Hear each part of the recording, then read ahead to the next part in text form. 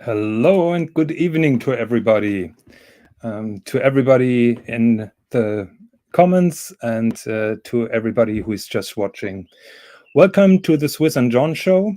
Swis is not available tonight. He has better plans. No, he has other plans to do. Hope that he will be back by next week. And my search for a co-host was successful. Actually, I'm a big fan of his. I started watching AC3 when he was on the channel.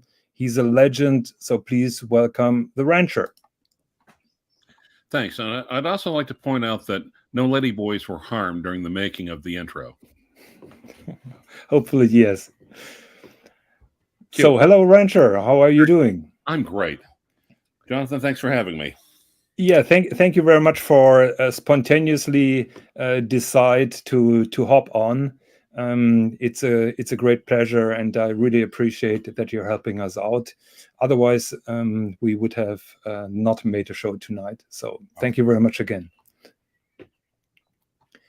So we have here some comments already by Russell, who wishes us a great show. As always, he watches in the playback. Danger Will Robinson, rumor has it Swis quit the show per Peruka. Any truth to that?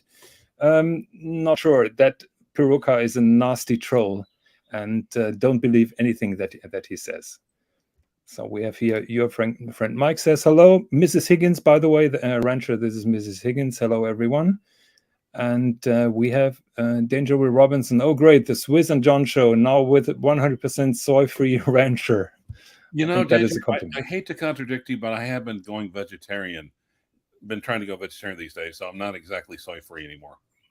Okay. So you turned now 100% vegetarian?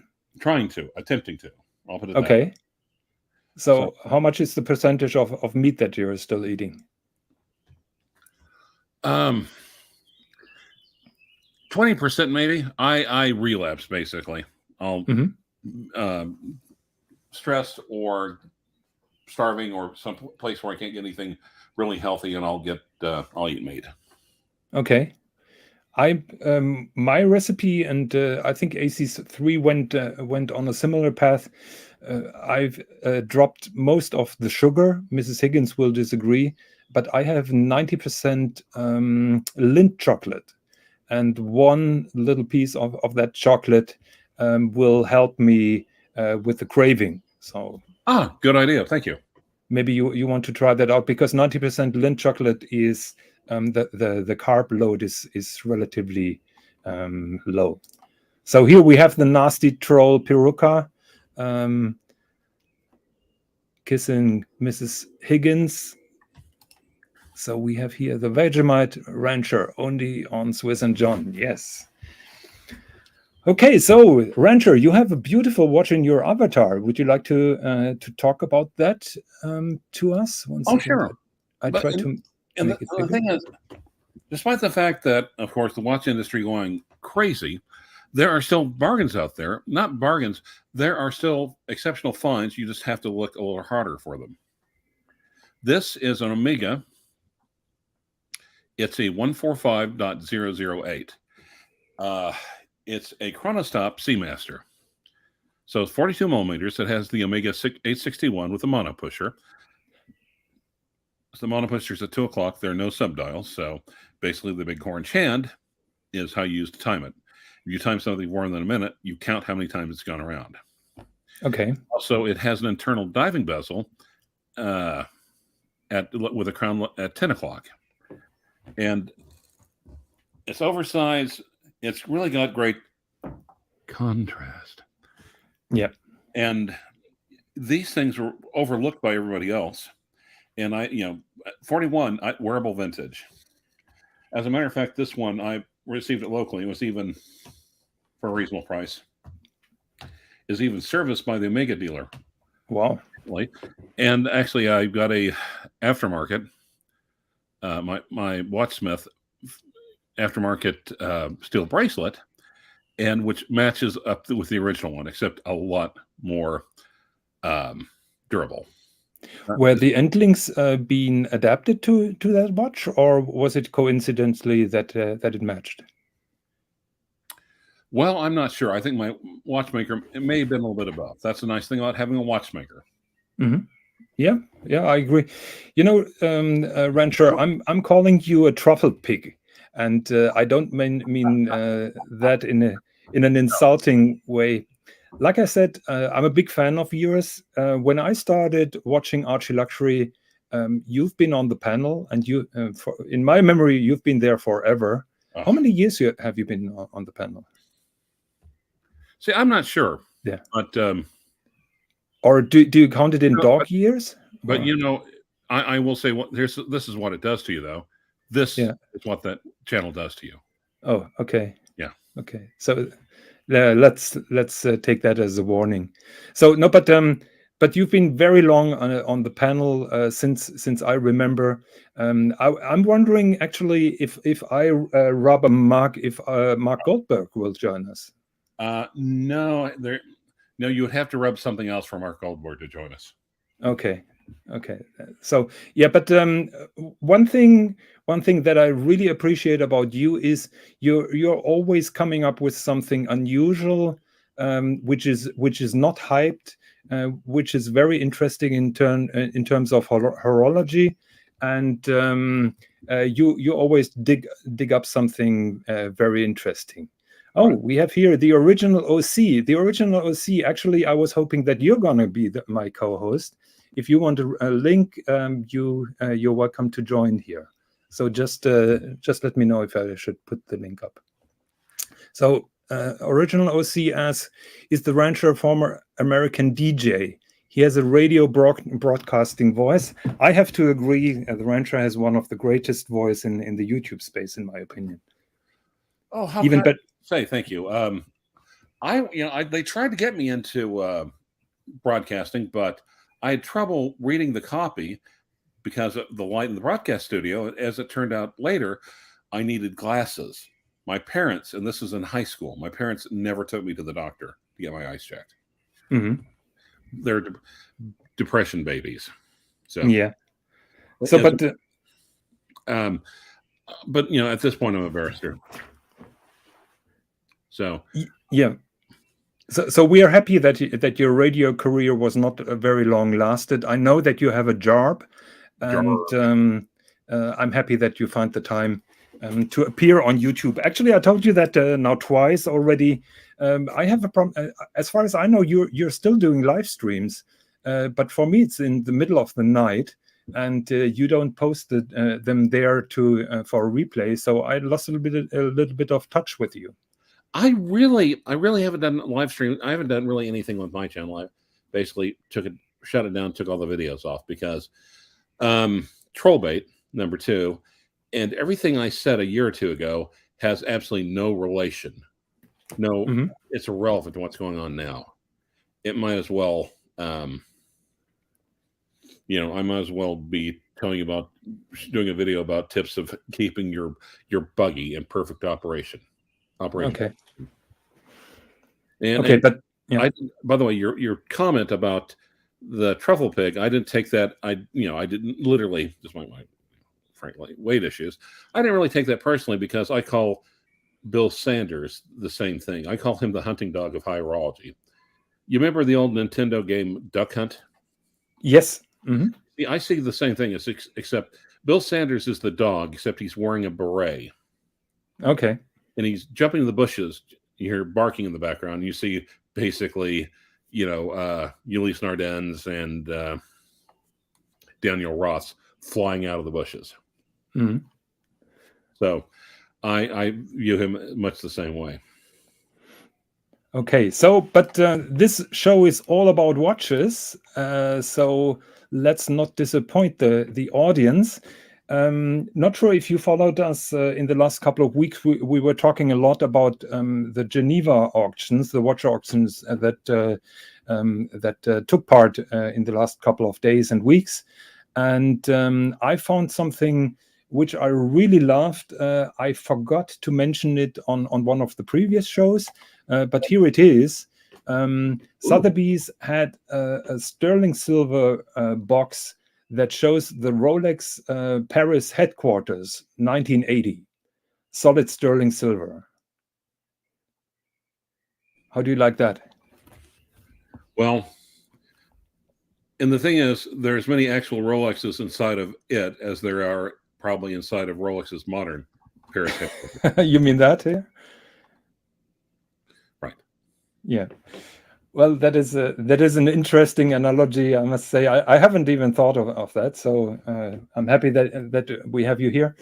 But in my opinion, a solid silver box from Rolex with that nice motif is a nice thing, and 2,700 francs, in my opinion, is not totally overpriced. No, not at all. Okay, go ahead. So. Rancher, you told me while preparing this, you told me about two items that are very close to your heart. Which one should we start with, the Baume & Mercier or with your other watch project? Oh, well, I'm kind of limited. I can't really show any pictures about it, unfortunately. I know. Still in blackout, but this is, again, Bill Sanders. We're getting together and we're doing a bespoke watch for us. About 50 people. It should be like 65 watches in all. We're just so excited about it. It's going to be a bespoke movement just for us from Agenor. What is it? 6801. Just for us, and more or less with small seconds at 8:30. Why 8:30? Why not? Okay. Manual wind. They've also incorporated a few of their new. Agenor also has a couple of new technical improvements that they're dropping into the watch. I'm not at liberty to say what they are right now. Yeah. Well, so that movement is not Celita based or ETA based or anything. You've sent me picture confidentially. It is a manual movement. Can I say that? Yes, you can. And it's absolutely beautiful, beautifully finished. Nothing like you usually see. It is a watch on a leather strap. I hope that I'm allowed to say that. Yes, you are. So, what is the case material? We've also, it's going to be in steel with teardrop lugs. Mm-hmm. Also, we just found out that the strap is going to be burgundy on the outside and tan on the inside. Okay. It's amazing how much time you spend just obsessing over details like this. Oh yeah. The case is being done, especially made for us by a watch designer that we're quite happy with. It's being made by Voutilanen and Caden. Catin, I think it's the name. Mm-hmm. Sorry, Caton. No, is it herpes or herpes? Yes. Good question. Yes. No. Also, the let's see. Medalum is doing the dial for us. Of course, they Chopek. Not to mention they make the dial for the Simplicity. So it's also like the Simplicity, it's going to be a nice enamel dial. Or sorry, lacquer dial. Lacquer dial. Mm-hmm. We're going to get good and lacquered up.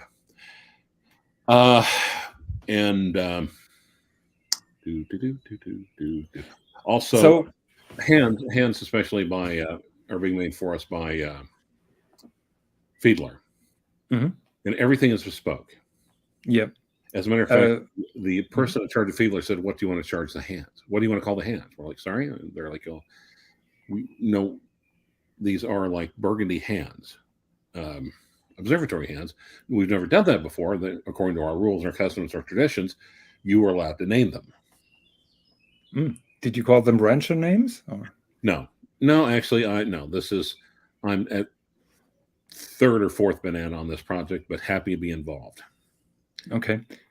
So tell me, so this is an enthusiast project. So first of all, because there has been some really bad mouthing against me on other channels. So can you confirm that I have no financial relationship to the fact that we are presenting your watch project here? As a matter of fact, you had no idea about this project until I mentioned it. Okay, yeah. So no, it's just important because people may accuse me of doing a kind of commercial, but people that know me a little bit know that I'm always interested in dodgy watch projects. Right. Actually, do you know my watch project where I shaved off crown guards of a Rolex Kermit? No. Okay. So I'm going to show that later if we have some time, because we're running already out of time. So what I would like to know is, so you said is 65. Yeah. We've just informed, apparently, GPHG for 2022 started, and we've already been nominated for Le Petit Aiguille. So for the small hand. Yes. Okay. Do you have small hands? No. They're huge. My hands are huge. Okay, so what I would like to know is, so you said it is 65 units. How many orders do you have already, and are you open to take any orders if someone? No, it's done. That's what we're making. You had to join up the project, sign up, and it's amazing because we started just, oh my God, serendipity. We should have called it serendipity, because the whole thing was just a lucky accident all the way. We started it right when, during the worst part of the pandemic, we approached them when Europe was starting to come out of the pandemic. So we're like one of the first people to approach them with a new watch order. Okay. So, because now it would be difficult to quite a bit to get the suppliers to do. Well, but as it turns out, what we chose to use as our guiding star was the Philippe de Force Simplicity. I think that is, I think that's perfection, frankly. Oh yeah, it is. So, are you able to disclose the price that people are paying for this kind of project? Well, let me put it this way: we're listing the price with GPHG as under 10,000 Swiss francs. Okay. Which is.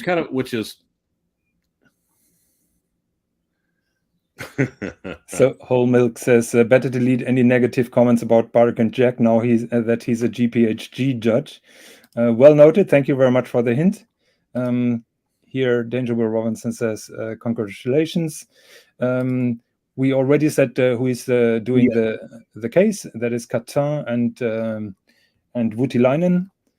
And Frank Cannon says, I'm missing Clyde's smiling face. Not sure who Clyde is, but you may be right.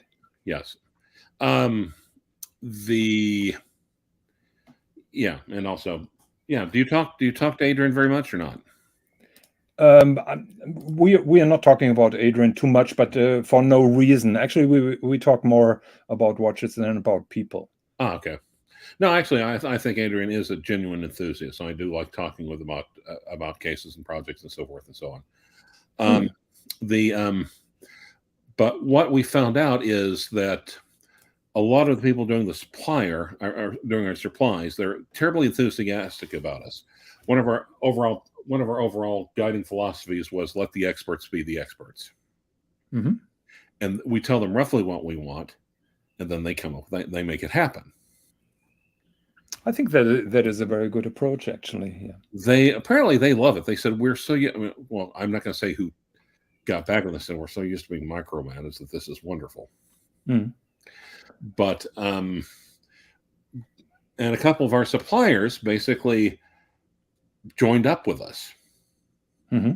So I think we originally, So they are now buying your watches, or right? I've joined our ranks, basically. Okay. So Speedy Hernandez, hello. Hope that you join us in the after show. Hello, Shot in the Dark. So Rancher, if you allow me, I would like to talk a little bit about my project, unless Yeah, you. I'd love Yeah. that. I've been talking about mine for so long. It's the only thing, especially when everything else has been going nuts. I almost think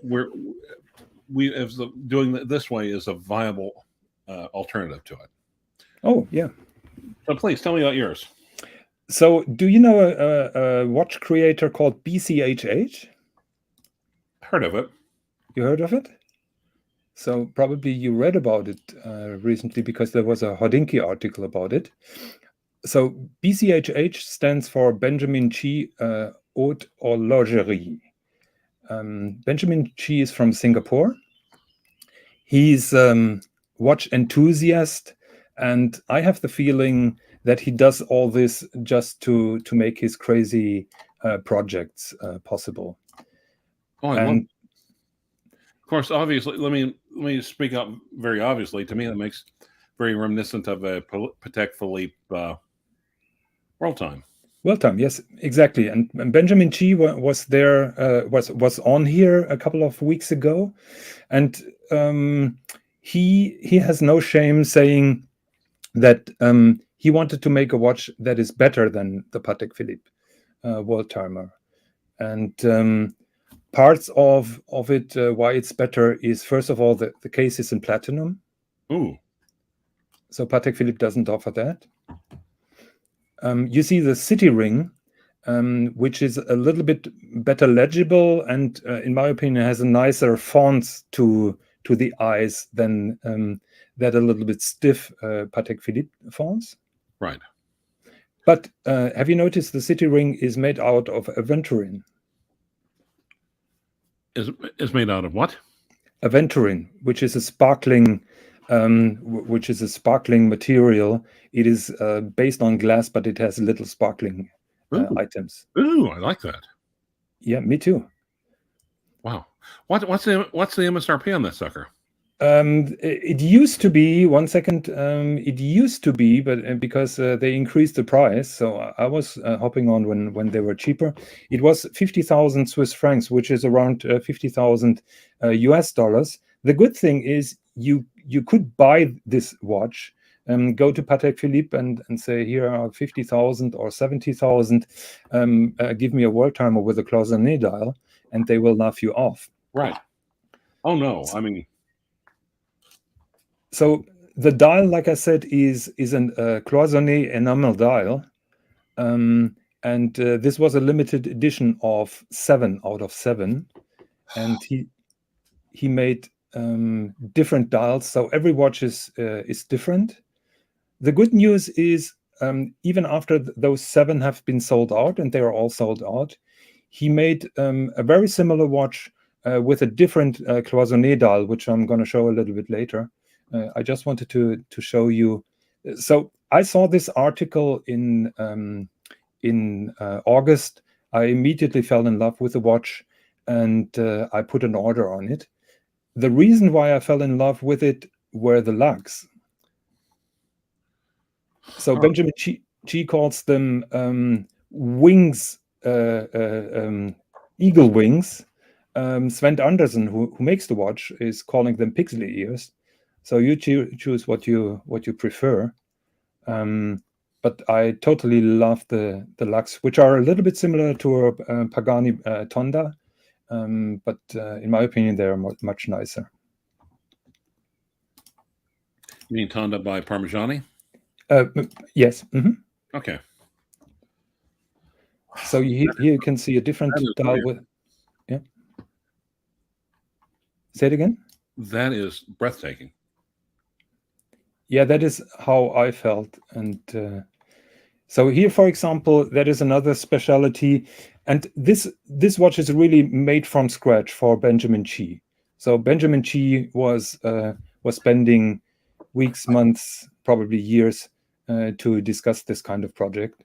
Here you see the case back. The movement, the base movement, is an old AS movement, which Sven Andersen is using quite often. Wow. One of the signature thing is a blue gold rotor. So it's 21 carat blue gold.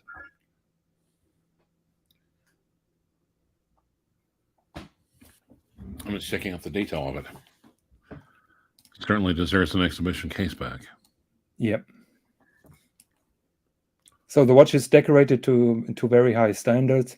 What I really love is that solid blue gold rotor, and the ring that you see around is mother of pearl. Now I know a couple of years back, Yep. there's a former musician turned to a music producer. I'm going to try to keep him slightly anonymous, so we'll just call him Duty Robson. But I know he had a Cloisonné Patek Philippe, and it was orders of magnitude more expensive than that was, and certainly not in platinum. Yep. So here you can see the Cloisonné wires. So as I'm in love with projects, of course, this standard watch was not enough for me. So we had some very long discussions on another channel, and we have a very good friend who also created this magnificent trailer that you've just seen, Rancher. Right. And I told him, or we were discussing about other color combinations that are possible and how to make a watch which is totally cool and a little bit different. And this is what we came up. So we entirely changed the map. And you may complain that the continents are on the top side of the dial, and there is not much left on the bottom, but there is a reason for that. Okay. I wanted on this watch, and Benjamin Chi says this world timer is a fantastic tool, particularly in COVID times, when you're stuck at home. You can travel in your mind over that globe or over that map that you have in the center, and you can travel in your mind around the cities that you see on the city ring. So my decision or my approach to Benjamin Chi was, I want 3 points of interest being highlighted on this particular dial. The first highlight would be Hamburg, where I'm located. So Hamburg in Germany is around here. 1 second. So it's around here. My second home is in Hong Kong, which is around here. And then my favorite place on Earth is the island of Bora Bora. And that is why this dial looks so crazy, because we needed some space to incorporate Bora Bora, basically where 18 is. Gotcha. So the position of Bora Bora basically dictates the shape and the form of the dial. That's nice, but then again, you've got a view like no one else does. Exactly, yes. Nobody else will have this kind of watch. Then we adjusted the city ring here. So I custom made the city ring with cities that I have my preference for. So under the A usually is Geneva, for Sven Andersen in Geneva, but of course I have Hamburg here. And I incorporate, of course, Bora Bora, which becomes now standard for BCHH, and so on. So notice that I have the city of Darwin here on the city ring, and you may see that the dot with Darwin is not in the center. Right. Now, do you have an idea why that is? No, I do not. Because that stupid town is on half of a time zone. Ah. Well, and I was going to say, remember us having the people that used to be on the other channel, which will remain unnamed but horned, we talk to each other. We're still friends. Mm-hmm. We still have a WhatsApp, and we talk to each other way too often. Okay. But we're talking about the difficulty of doing a true and proper world time, because there are so many iterations and so many changes. So like certain areas like India has like at least 2 or 3 exceptions to world times and so forth and so on. Mm-hmm. And again, like the Darwin. Now, how easy is it for you to access the dial of your world time? What do you mean to access the dial? Well, and again, I'm not going to mention any names, but I think they need a special world time where they can go through and kind of discreetly open the front of the case and then take a pin and mark through all the cities they're not allowed to travel to anymore. You mean people from India or? No. Sorry, I don't get it. No, somebody else has a world time, and they should be. They need like. Yeah. Okay, now I got it. Okay, I will not reply to this question, to be honest. All right, fine. So, Rancher. So I had my concerns that the colors on the dial would be not like we agreed, because all the pictures that I saw were showing the continents in a greenish tone. And the order and the design was blue on blue. And my friend Swis, who is he's not here with us tonight, he was on Monday. He was visiting Sven Andersen just to check the dial, and that is the most accurate picture that he made out of the dial. Still gorgeous dial, though. Yeah. Can you see the Himalaya, for example, here? The Himalayan mountains that are highlighted in a darker tone? Yes. So also the Alps here. So yeah, so they are missing now the dots where they show my points of interest. But the dial is on a good way, because I'm very happy that the colors are spot on, and everybody was very excited about it. It is amazing how much work can go into it. With our much more, by comparison, humbler project, I don't know how many times we almost came to blows with each other over fonts, and, spacing, and just sizes of print size. So lovely. Yes, so thank you very much. So the viewers here on the show know this project very well. I just wanted to recap a little bit about what we are doing and what is the current status. The city ring is being done as we speak. The dial is back to the dial makers. They have a very small workshop in La Chaux-de-Fonds, and now they're placing the logo and the points of interest and so on. Nice. Oh, also, I'm throwing up. Well, I guess within the last year. I guess I've had it for about a year, but for me, I guess fairly recent-ish acquisition. Yeah. The Urban Jurgensen.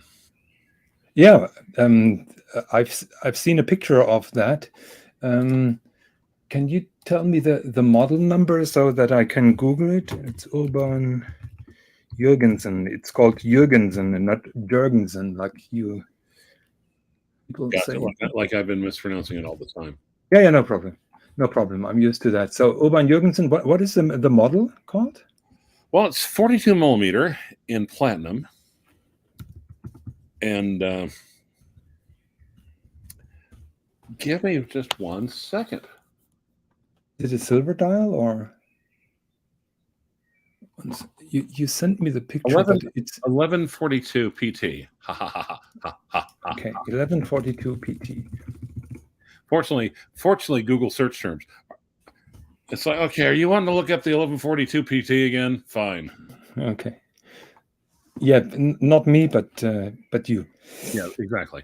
So let me try to share the screen. I apologize, but I have to do everything myself today because Swis is doing that usually. I think that is what you have, don't you? No, not quite. It's very close. It's probably okay. Mine has the Guilloche dial, and 1 second. That. Okay, Guilloche like that. Yes. Okay.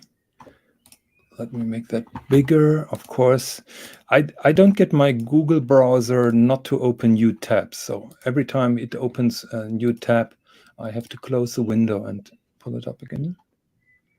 Yep. So, there we go.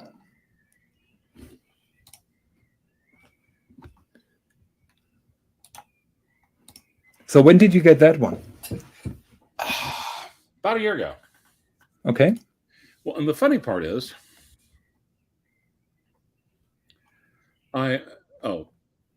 from Fed, believe it or not. Oh, okay. Delray watches? Yes. Mm-hmm. Luminor Marina Del Rey or something like that watches, or yeah, I don't know. Mm-hmm. But he basically said, between us, these are not pre-owned. These are actually from the manufacturer, because I can't really talk about it. Oh, okay. So excess stock. Well, except there's not. They don't. It's hard to make excess because they didn't make a lot of these. For instance, mine is number 15. Okay. And they say Urban Jurgensen made about two in its entire 20-year run. I mean, literally 2,000 watches. Mm-hmm. But as you know, they were just taken over. Yep. By Kari Voutilainen. Yep. Who was already making stuff for them, so they have been cooperating pretty close. Exactly. Yeah. So when did you buy that? Last May, I think. Okay. Would you like to disclose how much you paid for it, or is that a secret? You know, I hate to be it was a substantial discount at the time. Mm-hmm. Will people be able to get No. one for a similar price now? They cannot. Okay. Because since the word got out, they've all been snatched up. Mm-hmm. Okay. But what I like about this is that the dial is done by hand, and it takes 3 days to make. Yep. That is 3 different types of guilloche, and that is one piece of metal. Actually, the entire watch is handmade. So one amateur question. I can only see 2 different kinds of guilloche here. Where's the third one? Oh, okay. There's another finishing around the Roman numerals. Around the Roman numerals? You mean the hours? Yes. Okay.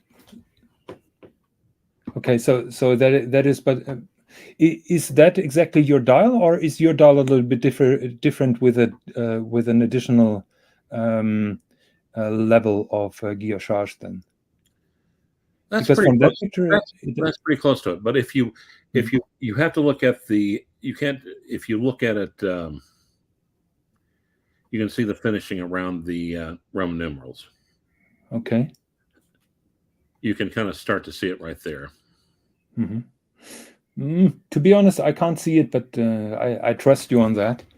It's a beautiful, unusual watch.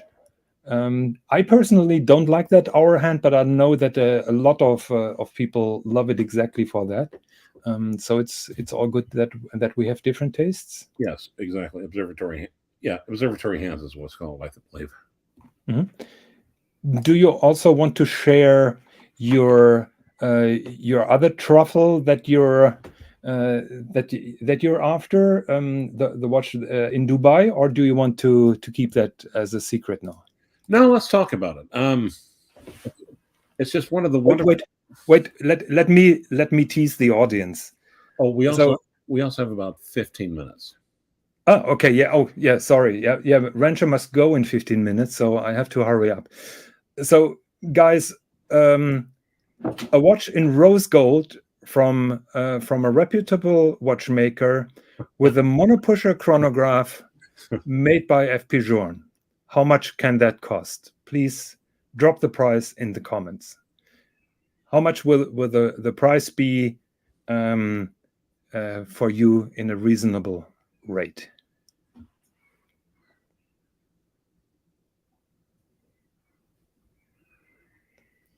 If the audience doesn't reply, we have to disclose it just like that. I suppose so. Yeah.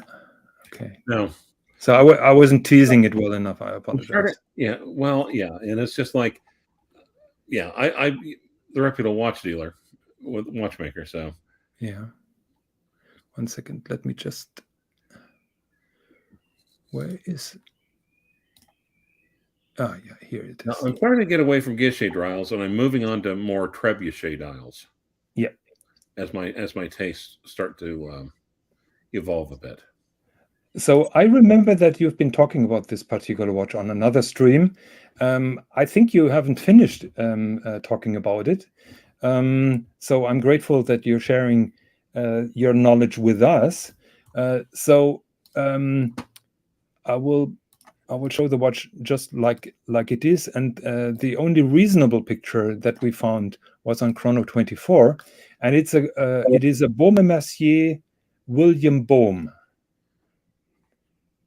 And this watch was a man. He was a big. Oh wait, sorry, that's Daniel Boone. Sorry, my bad. Okay. I hope that that before you leave, you will sing the Christmas Carol again. No, I don't have the lyrics offhand. And yeah. So maybe next time. 5 identical patets. Okay. So yeah, this is a William Bohm. I've never heard about that line. So probably William Bohm was one of the founders of Baume Mercier. Right. And they had a luxury line or an elegant line, just like Jules Audemars would be my guess. And they incorporated that beautiful movement, which has been indeed developed by F.P. Journe. Well, and the reason why I came across it is just it's amazing what happens when you actually read, when you actually research. Yeah. So there's a Quill and Pad article, and I was looking over, Van Cleef and Arpels. We've got a Van Cleef and Arpels watch that with a nice GLC movement. Yeah. And I was looking up just studying what I could about the GLC movement. By the way, that is the article. And yeah, the Timepiece Magician is the GLC movement. And of course, I was talking about the 2824, the EDA workhorse. It was talking about mine. Then it was talking about the Monopusher by F.P. Journe and a couple other people developed it, and they put it in the Cartier Tortue, and the De Bethune DB1. Mm-hmm. But he took the Monopusher movement, and he kept working on it, developed it a little bit further, and he gave it to his friend. Crap. Crap! I can't think of his name offhand. So the company was called THA, and it was a cooperation between F.P. Journe, Vianney Halter, and de Bethune. And you're talking about Bucherer. Yes. Correct? Yes. But I see. I think the movement primarily came from F.P. Journe. Mm-hmm. Yeah. God, I can't think of it. It's the Swiss watchmaker who went to prison in like 03 or something like that. La Joux Perret, you mean, or Perret? Not La Joux Perret. La Joux Perret is what it became, but the Pharaoh is what he was called. Yeah, I know what you mean, but hold it. Yeah, okay. I've got a watch that has his first name that's not unrelated to him, but it also has one of his old movements in it. Boy, that sounds really roundabout. Okay, so I'm gonna link that article in the comments so everybody can read it.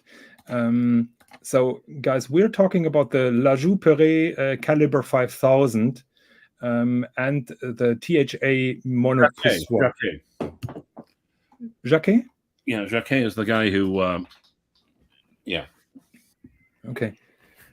The Pharaoh. So F.P. Journe was friends because a lot of times the top tier watchmakers, the independents, will do stuff for each other. They hang around each other. Of course, they're friends. They're buddies. It's like Friends, except it's in Geneva, and they don't go to Central Perk. I don't know where they go to, but it's probably something like Central Perk, except even more exclusive. Definitely, yes. Also, there's no Ross and Rachel thing going on. But other than that, it's just like Friends. Those are the jokes that you've been hired for, except that you don't get a payment for it. No. So yes, this particular movement has also been used by Louis Nardin in their Ulis Nada. Yes, exactly. their 175th anniversary special. Yeah. Also, Carl Bucherer. Yes. Now, and it's a small movement, so you can actually find the Carl Bucherers at. They're still being offered at Joma Shop. Okay. But it's 35 mil. It's like they're called unisex watches because it was originally a small movement. I mean, Yeah, you can see it here. That is always my gripe with those small movements, that the subdials are so close to the center. Right. But at least and as you can tell, if you went to the back of the watch, you can see it's the same movement. And Baumer just put in basically a big gold spacer. Yeah. 1 second. Here you can see the big spacer around the movement. Yeah. But it is an FP Journe. Yes, and it is a little bit over $7,000 for a rose gold monopusher chronograph with a movement developed by FP Journe. Now, if you look for the Ulysse Nardin 175, the ones that there's a couple of those that are still Ulysse Nardin also put them in gold cases and put them into with spacers, oversized cases. Yeah, which is, in my opinion, even the more beautiful. Yeah. I agree. I agree. So that will be that one here.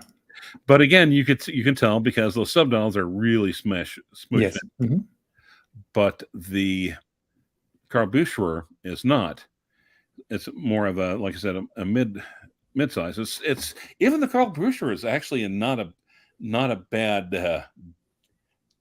price for what it offers. It's just as a watch, on the merits of a watch, low contrast special. I hate the dial. Do you have an idea how much the Ulysse Nada goes for?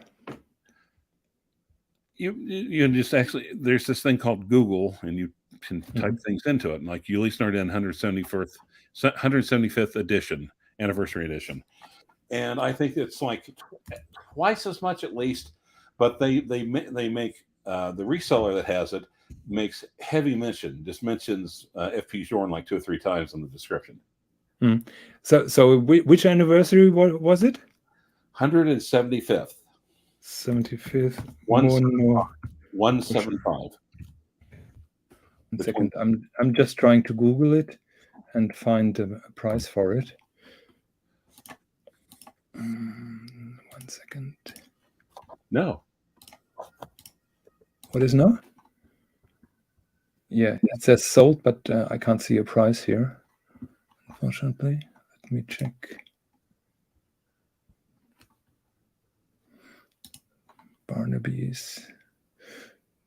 That was just an estimate of 13,000 that I see, but it's way above the Bohm or the William Bohm that we just been talking about. So I would guess it's 15 to 20,000 at least. Would you agree on that? Oh yes, absolutely. Yeah.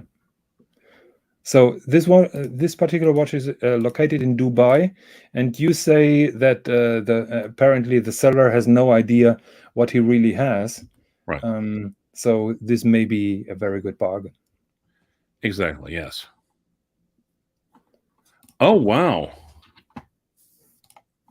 Sorry, I set down. And the Daniel, the Daniel Premier Retrograde actually showed up in steel for actually. Well, I think prices are starting to come down. So good. the Daniel Roth that you have, or yes, okay, I'll link it in the show notes.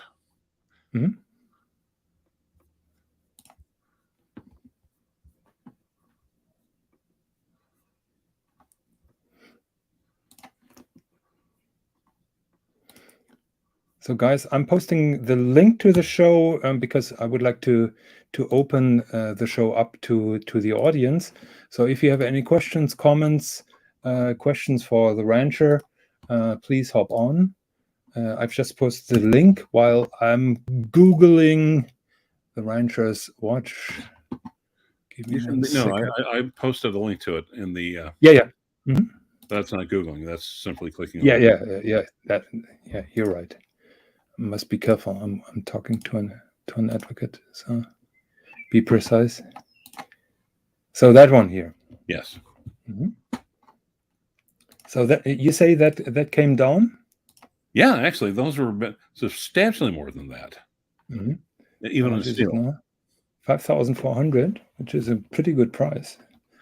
Well, yeah, especially for that, and I love the retrograde. It's just, and this is probably just me being small town provincial, or I guess that's redundant.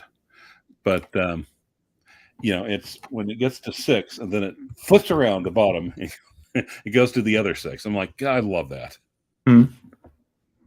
Yeah, I agree. By the way, I had a kind of drinking game when you were on the panel with Archie. Every time you mentioned that you're in the flyover states, I took a shot. So. Oh, or no, it used to be. It's just like, of course, my Omega 321. Archie, did I tell you how much I got that? I purchased that Omega 321 for? Yeah. By the way, we were talking about Benjamin Chi in the middle of the show about that beautiful world timer. That is his present watch. So the case is very similar. There are only minor changes on the city ring, and now the cloisonné dial has a motif of hot air balloons starting in Turkey, in Cappadocia, which is a big thing. That limited edition, as far as I'm told, is almost sold out as well. And he's hinting in that Hodinkee article. By the way, I'm putting the link here also in the comments about that Hodinkee article. He hints that there is something else coming up. And 1 second, he is talking about what is next, and it will be 1 second. Oh, they edited it now, because I've seen something about a sunset or sunrise. I think it was a sunset, but now they edited it out. So they say, stay tuned for a full hand report on that watch. And they mentioned a celestial Voyager world time that he developed with Sven Anderson. Is it just me, or am I the only person that has literally a love-hate relationship with Hodinkee? You're not the only one. I mean, they play all sides of the fence. And it seems like everyone gives them a pass, and I just don't understand why more people aren't just questioning them. They belong to LVMH, so what do you expect?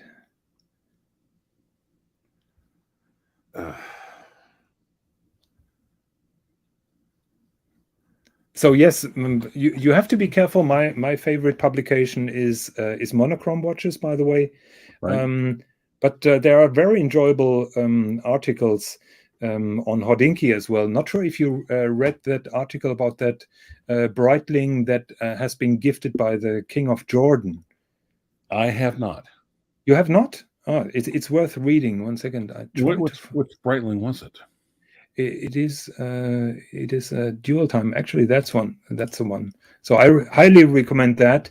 I think we are going to talk about this particular watch in one of the next shows, because like always we have a lot of topics, but we have so little time, and we are putting our viewers to sleep with all those boring topics. But here is a very interesting story about this. Let me help. Rolex. We're going to talk about Rolex. No. We're not talking a lot about Rolex here. So, do you want them awake or not? I mean, come on. Yeah, no. Okay, so apparently nobody from the viewers wants to hop on. If you have to leave, just let me know, and I'll close gently the show. How many minutes do you have? I got a couple of quick ones. I can go on the other one just a little bit light. Now, I actually saw a Breitling in precious metal that was like, apparently, I think it was like, It looked a bit. I think it was almost like a master calendar or maybe a triple date on a modern Breitling. I'm thinking, like, talk about playing against type. Mm-hmm. And you mean the Breitling rose gold full calendar? Yeah. Full calendar. Rose. Trying to find it.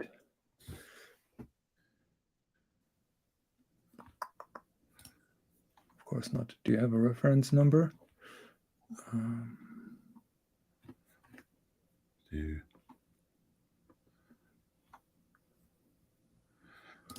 Novel. I think I have it. Okay.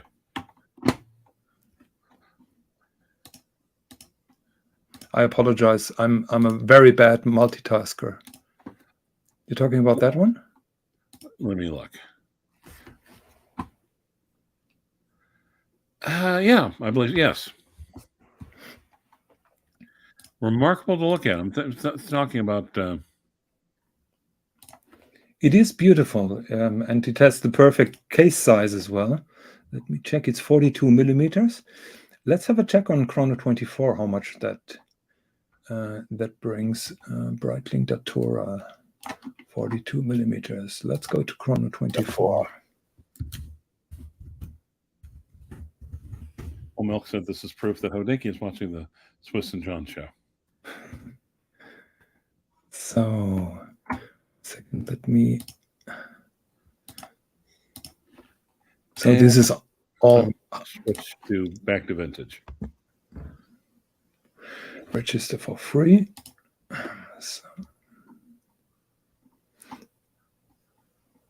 So let's see, the cheapest one that I can find in gold is $18,000 US. A little bit of a sink, but not bad. Yeah.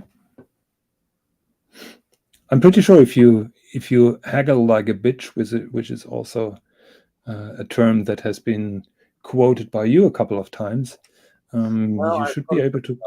But on the other hand, that's only if you're the person doing the haggling.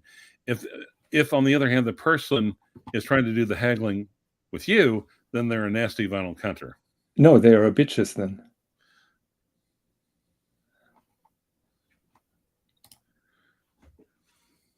So yes, that is a very good deal. I must say, yes. What I personally think is, I think Breguet, I think JLC has not gotten stupid in resale prices. I think Glasuit Original. I would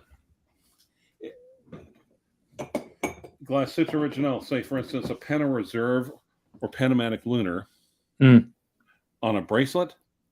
I think if you get one of those on the right bracelet, I think it would stand up there with the with any of the modern. I mean, with the Streamliner, I think. With the Streamliner? Oh, I totally disagree with you here, Rancher. Respectfully, but totally. So Holmberg is asking, does that 18 include VAT? This particular watch was in Hong Kong. I found one that is located here in Berlin, and that includes VAT. Let's go to Chrono 24. Yeah. I'm here. Okay. What do you want to say?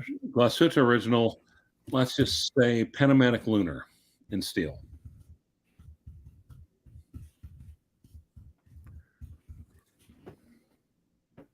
Okay. And you said on the bracelet, yeah? Yeah, on the right bracelet.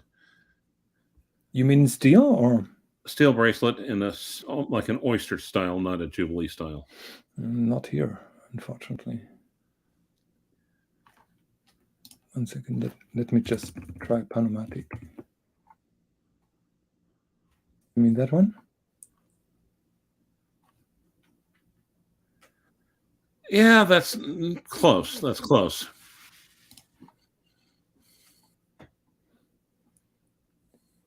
Have you ever had a Streamliner in hands on the wrist? Let's see. I'm in the middle of the flyover state, so I would have to say no. Taking another shot, by the way. I had the privilege and the pleasure to have one on my wrist 3 weeks ago. And I had the blue chronograph on the wrist. And I must say that was a super impressive watch. And the experience having that was mind-blowing. So I would say, particularly with that metal bracelet, there is not really much that can compare with the Streamliner. So I would challenge you that this Panomatic, no matter how nice it is, would be remotely able to compare to a Streamliner. I think it would have 75% of the appeal at 1/3 of the cost. Okay. Disagree, but I'm totally happy. I agree that those Panomatic lunars offer an incredible value for the money. There are much worse, much less valuable wearing watches for this kind of price. I totally give you that. But the comparison with the Streamliner is not really appropriate in my opinion. And this is a longer term project for me, and those Streamliners are totally sold out. Well, anyway, I have to.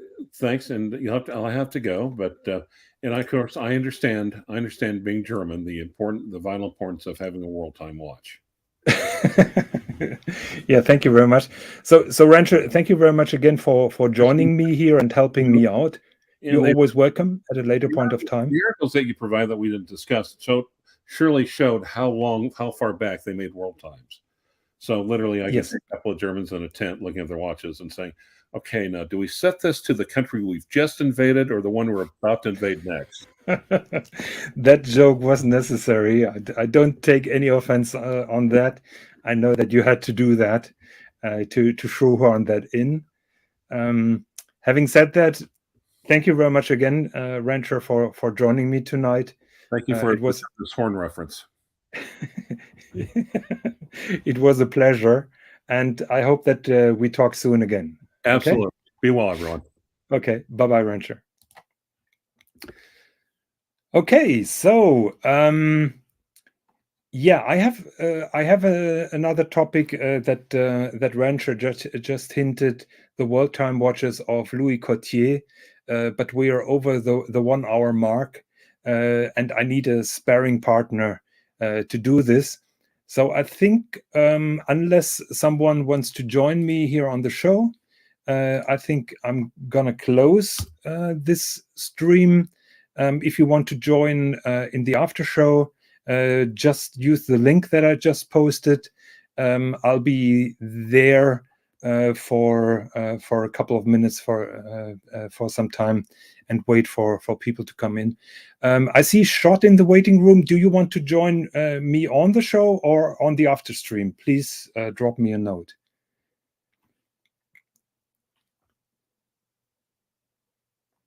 Don't get OC started on Moser? I didn't know that OC didn't like Moser.